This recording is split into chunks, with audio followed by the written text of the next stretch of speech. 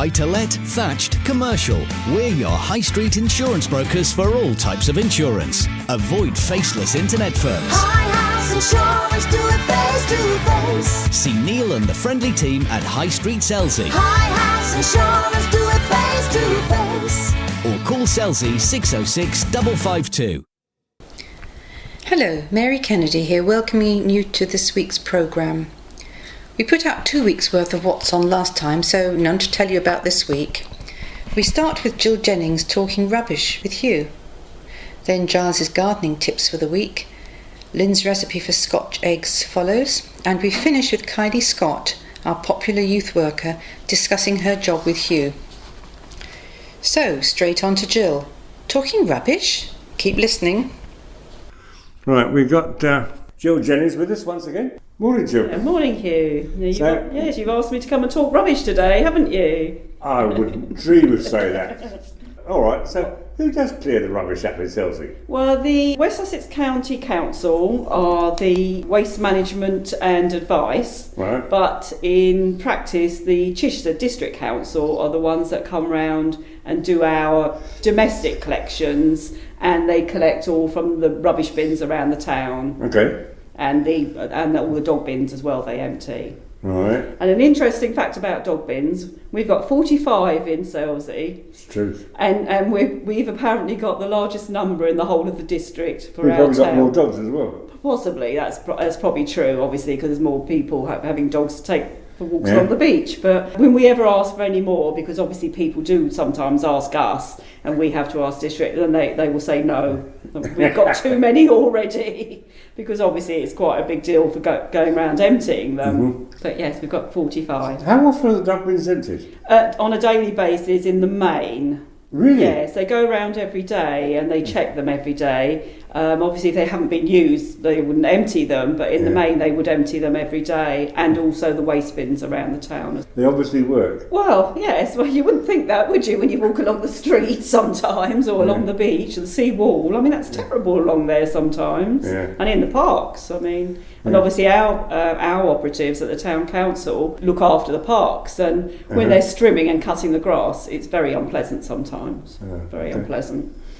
All right, so what about keeping the high street clean? Well, again, that's down to district council, and the waste refuse bin comes round quite early in the mornings, and the guys that run that do the high street clean, again, basically on a daily basis. Okay. So they're doing it very early in the morning, obviously before the cars are around and various things. And who actually sweeps the high street? They do. Okay, fine. Yes, because there used to be a chap running around with a little dust car. Yes, Mike Tinson. Yes, he was employed by District Council. Several years ago, they had an extra bit of budget, basically, that they could, and they chose to pay him to do it. But that budget ran out, and Mike was due to retire, so that's he's never been replaced. Okay. Now, how many actual waste bins are there in the high street? Do you know, I asked District Council that because I thought you might ask me that, and they couldn't tell me. There's 8. Are there? Oh, right. I counted them. You walked up and down the high street. But that's from one end of the high street by the church to the other. Right. I've often found them to be full. Yeah, well, they are supposed to be emptied every day. Really? They do say you think that. They are? Nobody's ever come into the office to say or to complain about them, I have to say, as far as I'm aware. Well, I've noticed that when I've been in either Spain or France, that they have far more waste bins on their high streets than we do. And the streets are a lot cleaner. It seems to me that I've watched people in Selsey High Street drop rubbish on the pavement or in the gutter without even thinking about it. I know. Whereas you go to Europe and they will walk 15, 20 metres to the next bin, but there are lots more bins. Yes, but even so, they're not that far apart. You can still carry a piece of rubbish, surely, or take it home with you. I mean, I don't understand people that do just drop things without thinking about it. It's very thoughtless, isn't it? Well, it is really. And at the end of the day, we all as ratepayers are paying for this rubbish to be collected. Yeah. We have got a couple of the sort of spring clean days arranged, where we asked volunteers to come. There was one last year in the summer, and there's going to be 2 this year. One in July. Is that a beach clean? No, this is a high street and a beach clean. Right. There's 2 of those on Sunday the 6th of July at 10 o'clock. They're meeting. Almost Independence Day, isn't it? Is it? Right. they're sending. They're meeting outside the town hall and down at Marine Gardens. Yeah. So if you want to do the high street, you meet at the town hall. If you want to do the beach, you meet down at Marine Gardens. Right. So that's that day, and then there's another one on Sunday the 23rd of November at 2 o'clock, doing exactly the same. So the high street or the beach. Right, okay. Yeah. And then there is an annual beach clean that happens every year, and that's in September. Okay. Saturday the 20th September at 12:30, Right. and they meet at East Beach, and that's a really big event, and it's coordinated by the Marine Conservation Society, and locally it's the Manhood Wildlife and Heritage Group that arranged this. And the Lions, our local Lions group, provide a barbecue after everybody's done a bit of a beach clean. So it's quite an event, and that's an annual event. Yes. Because I know our church gets involved in that. Yes, it does, yes. And they've been invited along this year to come along to that one in September. So, but we obviously need the volunteers to come out and help to do this. And it's to keep our town clean and tidy. Okay.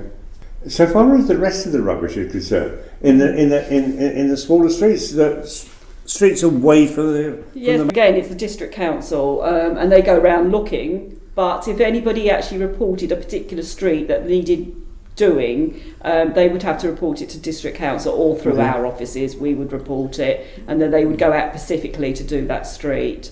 But we can ask for it to be done.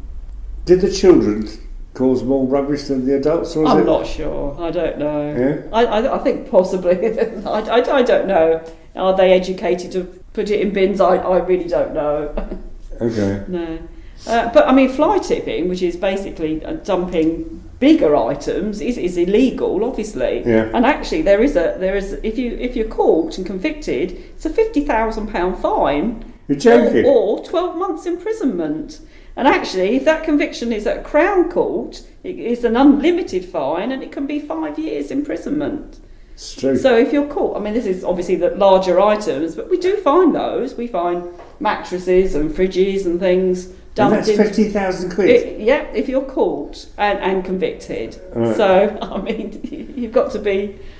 Well, you want to be really careful then, don't haven't you? That's right. But in any case, you've got the collection point down at East Beach. On a Friday, yes, during the day, you've got the immediate... And you've got electrical goods once every 2 months, haven't you? It's only 4 times a year this year. It was every 2 months, but this year it's in February, May, August and November. Okay. So yes, you can take your electrical items there. Right. But in any case, it's not that much of a drama taking it into Cheshire, is it? I wouldn't have thought so, really. Most people go to Cheshire at some stage and you just do it en route somewhere. Yeah. But the other thing that the district council do provide, they do bulky collection. So if you've got up to 3 items to be collected from your home, say a fridge, a washing machine or whatever, you'd have to pay £45 for those 3 items to be collected. But they'll collect them? They'll collect them for you, and they arrange on a certain day to collect them. I think I'd rather take them into Cheshire myself. Well, it depends on, if you're able to, obviously you like can get them onto your car and various things, but if you've got 3 items, it's probably worthwhile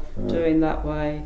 But just, related to rubbish and everything, I don't know if people are aware that the town council's got recycling points for various bits and pieces. We collect the milk bottle tops, and we actually get lots of sackfuls basically, and that goes to the Chestnut Tree House Children's Hospice. Yeah. It's collected for that. So it is just milk bottle tops. You can't have lemonade bottle tops or anything. It's just the milk bottle ones, and they're recycled. The other thing at the town council, we also collect ink cartridges and mobile phones, and that goes to St Wilfrid's Hospice. Okay. So all these things can be recycled, and when you look around the town, again, we've got the containers for the paper and cardboard in Budgeon's car park. So there's no excuse for that tiny town, is there? There isn't. We've got the containers for clothes and shoes as well at the fire station. Yeah. We have got a lot here. So really, yes, there is no excuse.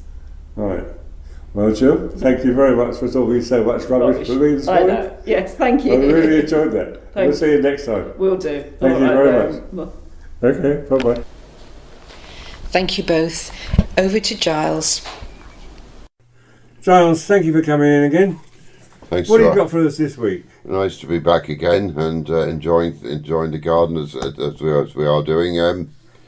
April showers do bring forth May flowers. We'll start with that. And there's a profusion of colour and early bumblebees and butterflies to be seen now as well, which is quite nice. Breaking buds on the trees and opening blossoms are an annual wonder of nature. It is really so. Yes, it's nice to see the trees coming into leaf. The change of the budding bursting and the leaves appearing. Yeah, that is always a wonderful thing to look at. In fact, if you go out and about in the countryside now and just take in the fresh and scented air, and you feel sort of stimulated and what I call exhilarated. Really, it's so nice to get about. In fact, they do say a garden is the nearest thing to heaven on earth, and I think I'd go along with that. So would I. Especially this time of year. Some of the gardens are beautiful, aren't they? They are. Well, there's beautiful gardens, not just in Selsey, but anywhere. Yeah. And they have these garden festivals, as you know, where there's some of the people open them up. Yeah. And it's wonderful what people can do. Yeah. And sometimes the most effective gardens are the smallest. I was just going to say, so you get mini gardens, which are absolutely wonderful, but then what the people can do with them. Yeah. Yeah, because we have some of them around here, don't we? Oh yes, we do. In our own festival later on in the year. Yeah. But I know it's a lot. No, you don't need a huge piece of ground for a decent garden. No. In fact, you can have a good show in a window box in a flat. Yeah. You're that small, actually. If you walk along the city wall at Chichester and look over the terraced houses at the back, some of the gardens there are really beautiful. Yeah, they are. I know what you mean. Which end of the wall do you mean? Well, the one at past it bisects the wall bisects South Street, doesn't it? Yeah. So I think there's a dozen gardens either side. Yeah, I know. They're beautiful. I know exactly the part you mean. Yeah. I know, it's amazing what the people can do. As I keep saying, it's just wonderful to see. Yeah, I agree with you. Yeah, couldn't agree more. And the Chichester flower beds are beautiful too, aren't they? Oh God, yeah, I'm very impressed. Where you get round Priory Park? Yeah, all around that area. In fact, they're beautiful. Yeah, I know. I'm very impressed. There's something to this month. If you've got favourite rhododendrons, for example, and you can actually propagate them yourself if you want some more by what they call layering them. And what you do is you peg down some low growing branches. Yeah. Peg them down with a stone or a wire hook, so that part of the branch is resting on the soil surface. Yeah. And then roots will develop. So what you do is you'll separate in a year's time roughly, and this is also applicable to Elaeagnus, syringa, skimmer and magnolia. And then what you do is you make a slight nick in the stem on the branch on the branch stem. Make a little tiny nick where it's going to lay on the soil, and apply a little hormonal rooting powder. Yeah. And then you'll be surprised that in a year's time, with all being well, there'll be some roots, and you can obviously then cut it off, and you've got another little tree. Oh, lovely. So it's worth bearing in mind, especially some people have one they really like more than, say, others. Yeah. So that's an interesting idea to do now.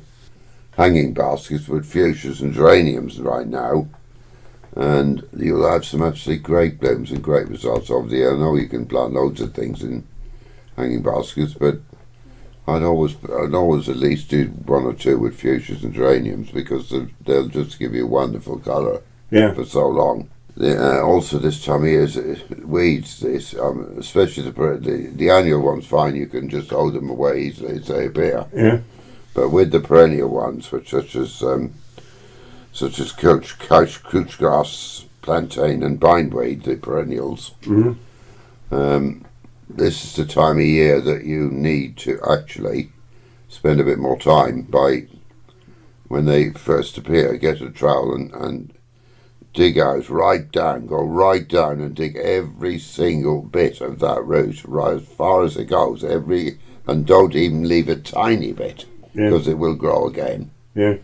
So it's a bit time consuming, obviously, but if you can do it at this time of year, it will save you a lot of time later in the year. Okay. But that is worth doing. I think the other thing is regarding a few little tips.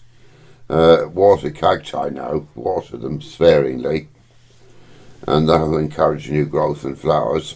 With the hairy varieties, shower them with some tepid water to reduce dust. Mm-hmm. And then after this dried off again, carefully brush to fluff out the dust and any old hairs.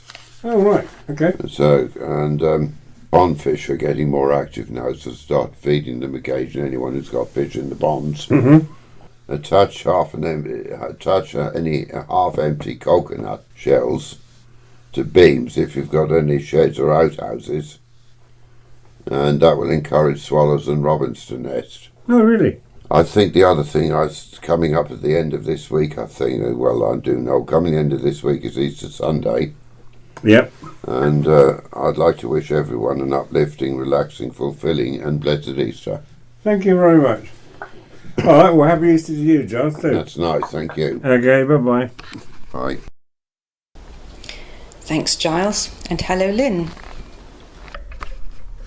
Well, we're back in the Snack Shack kitchen. So, and you're going to tell us all about Scotch eggs. I'm going to tell you how to make some Scotch eggs, because they're a lovely Do thing. Scotch eggs come from Scotland? No, Hugh, they come from my kitchen mainly. The best ones do anyway. All right, okay, fine. So how do you make Scotch eggs? Well, you know what? What you basically need is some really good sausage meat, some pork sausage meat, Really? which you can get from one of the local butchers. All right. And failing that, even just some really decent pork sausages. Yeah. That's a good way of Well, getting. take the skins off. And you split them down and take the skins off. Yeah, Yeah, it's really alright, easy. okay. Squeeze out the meat.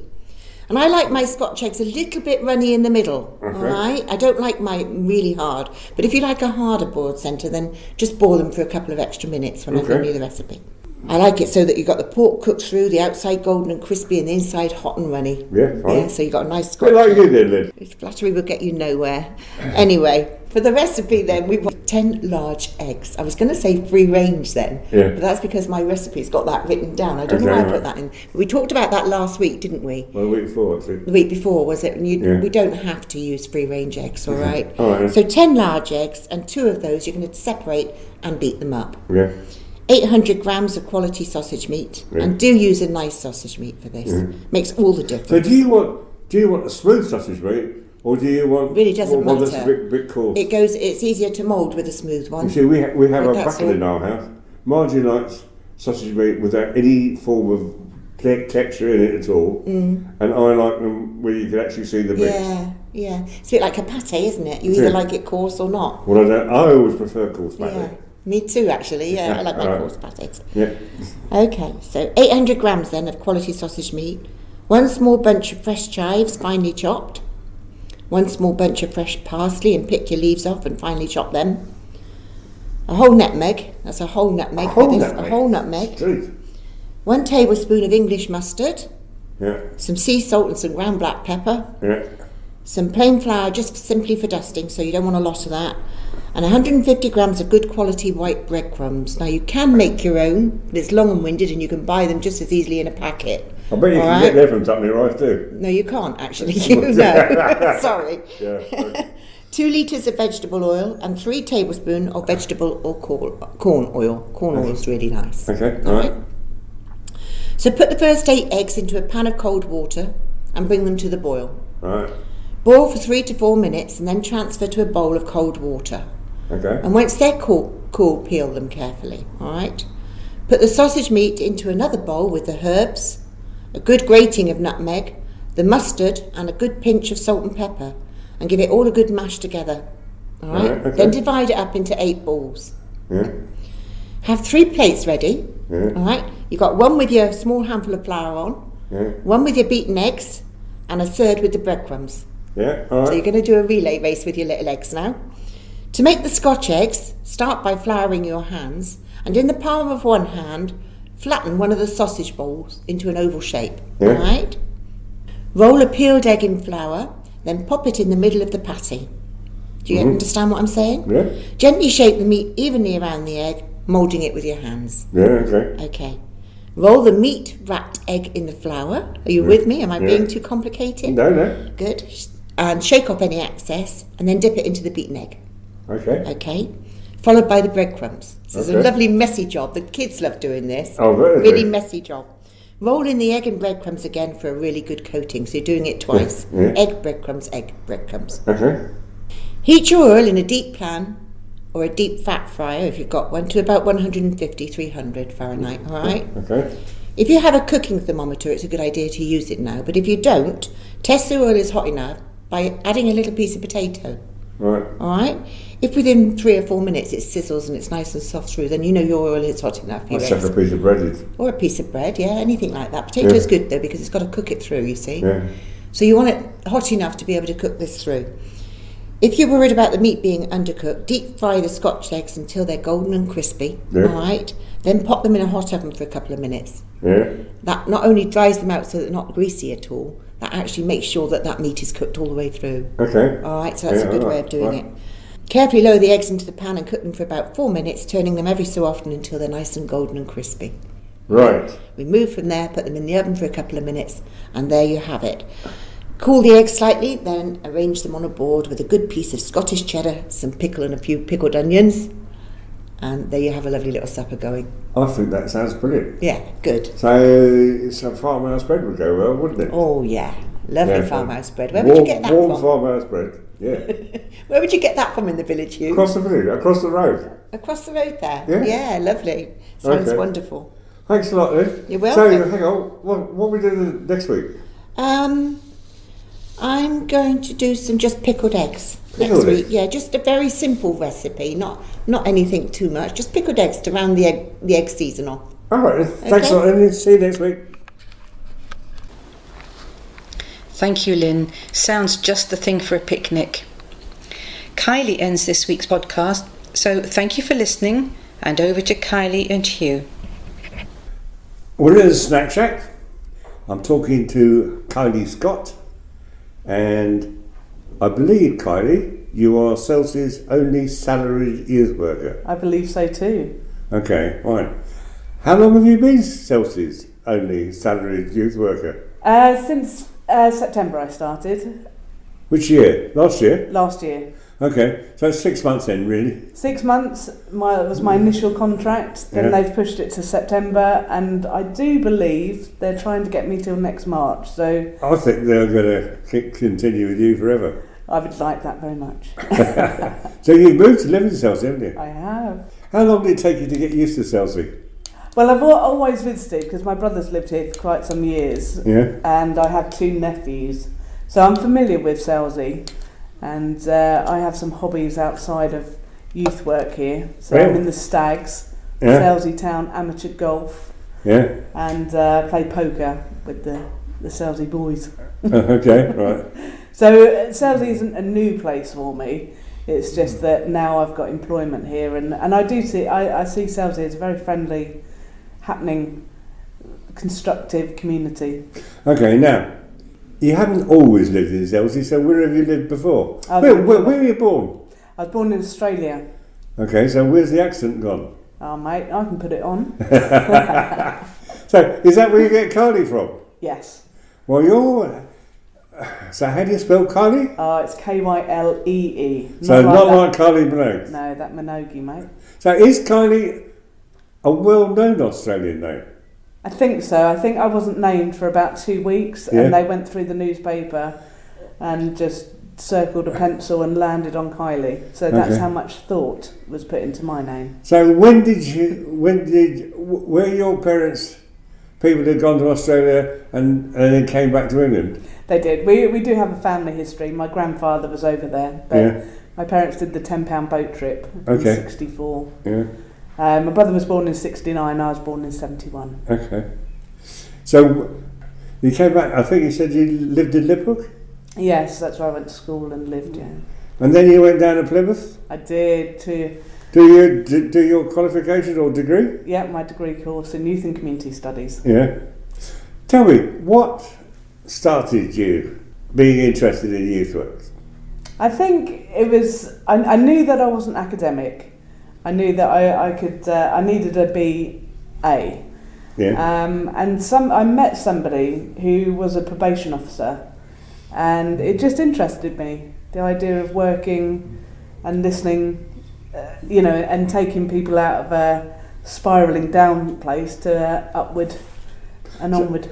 So after you did your degree at Plymouth, where did you work? I worked in various places in Plymouth. So in Plymouth? Yeah, always did this is the first time I've worked second time I've worked outside of Plymouth. Yeah. And it used to be a really good time for youth work. There was lots of money, there was opportunities for young people to do residentials, lots of recreation, and then youth work decided to come out of schools and be a standalone service, and unfortunately it sort of swayed towards more social work. So I took the path of going back into schools and working as an inclusions officer or a worker. Okay. And so various settings, from generic youth work where young people can play pool, or that's their recreational time, to doing more focus groups, perhaps working on life skills. Okay. So you're now working in Selsey. Tell us what a typical day is.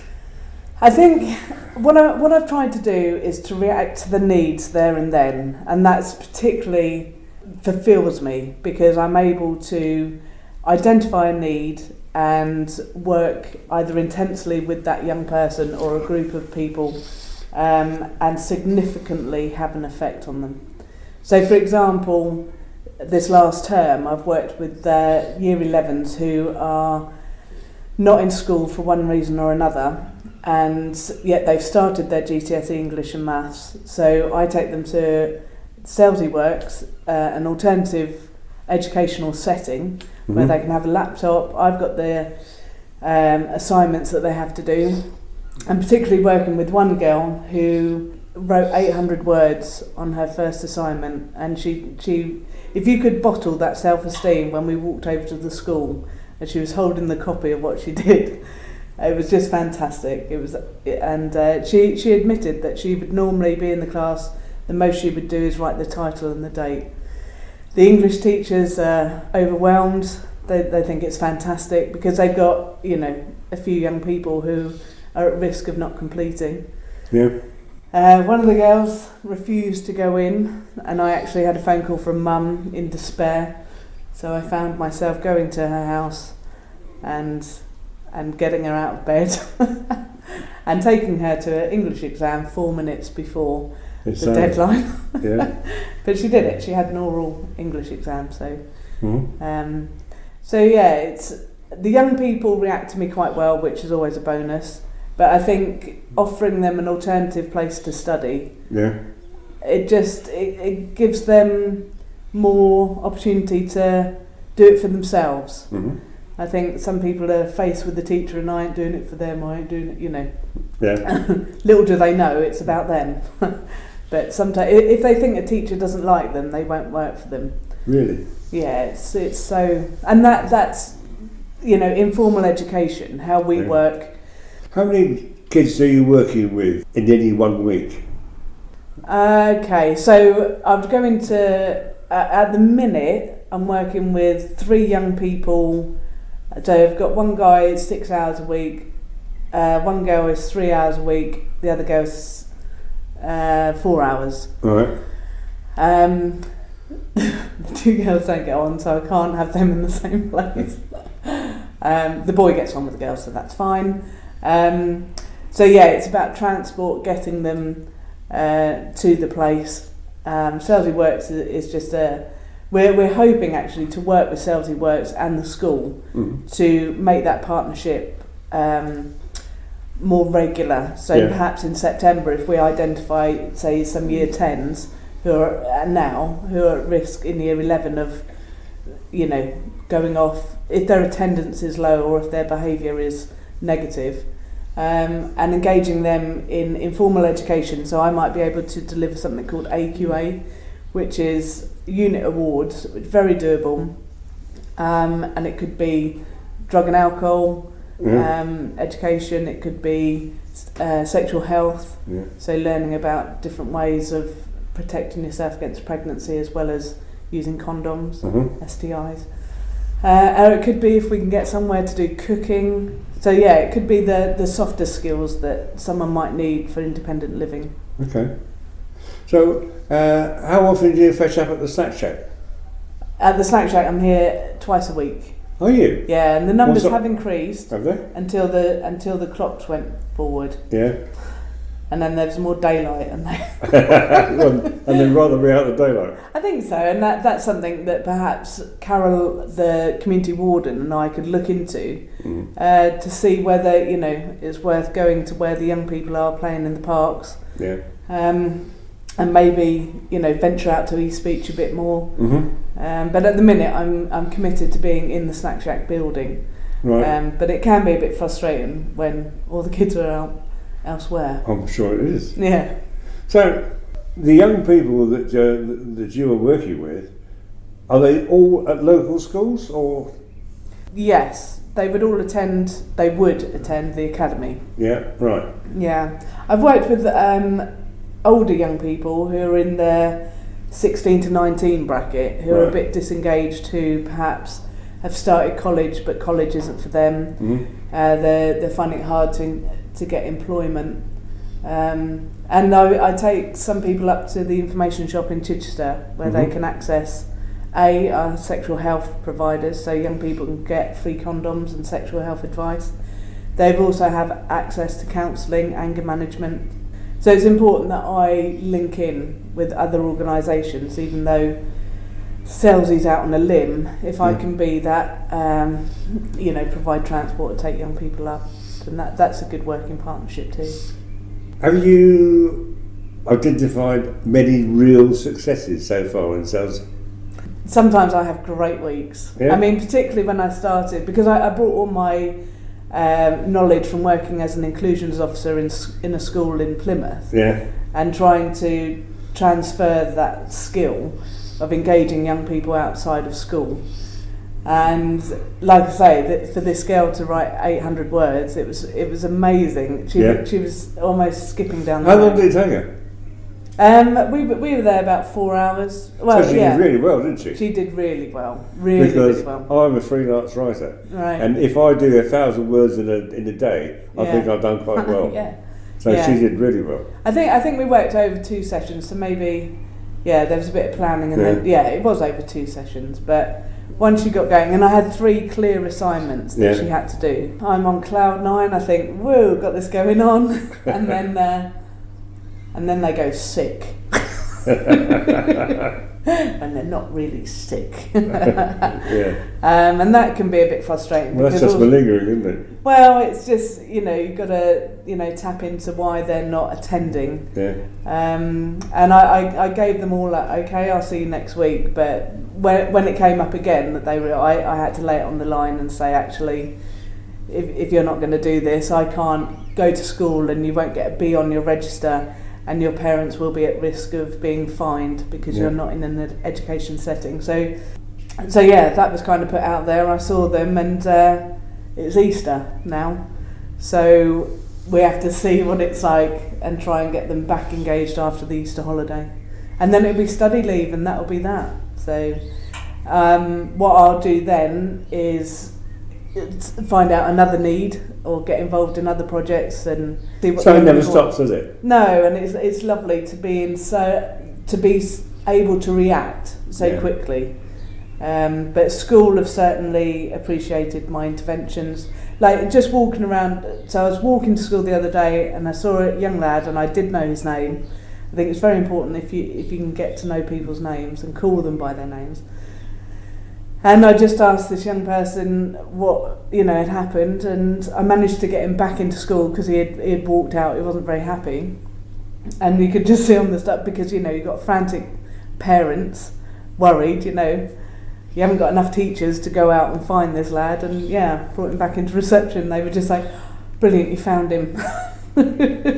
So, school I think have identified that I am a good resource to have. So, are you enjoying it? I love it. I love my job. Yeah? It's one of the best jobs I've ever had. Okay. Yeah. I mean, I did used to have a job at Tread, so I was teaching young people driving skills. Yeah. But this is a great job.